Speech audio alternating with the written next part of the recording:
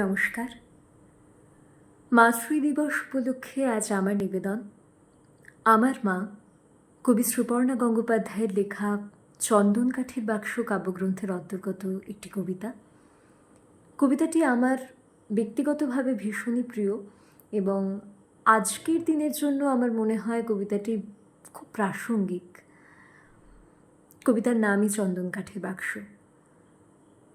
মাদের স্মৃতিতে বিশ্বের সকল মাকে আমার সশ্রদ্ধ প্রণাম জানিয়ে আমার এই নিবেদন।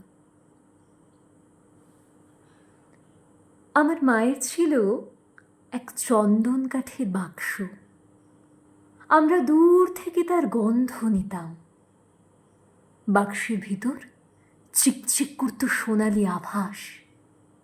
একদিন হাত বাড়িয়ে দিয়ে বলেছিলাম, দেখি না মা, কি আছে ঝলমলে সোনার মতো।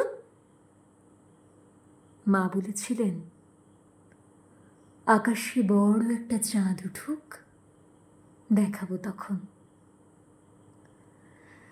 তারপর এক চাঁদনি রাতে মা আমায় কোলের কাছে বসিয়ে আমার কোলের ওপর রাখলেন সেই বাক্স। আমি তার ডালা খুলতেই দেখলাম তার ভিতরে মায়ের বিন্দু বিন্দু ঘাম বাষ্প হয়ে জলকণা হচ্ছে, আর তারপর তা বিন্দু বিন্দু হীরের মতো ঝলমল করতে করতে রং বদলাচ্ছে।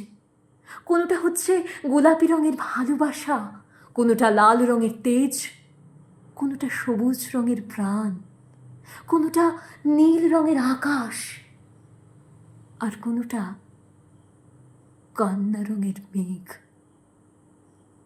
মা তাদের আমার শ্বাসে ভরে দিতে দিতে বলেছিলেন, চন্দন কাঠের বাক্স এখন থেকে তোর।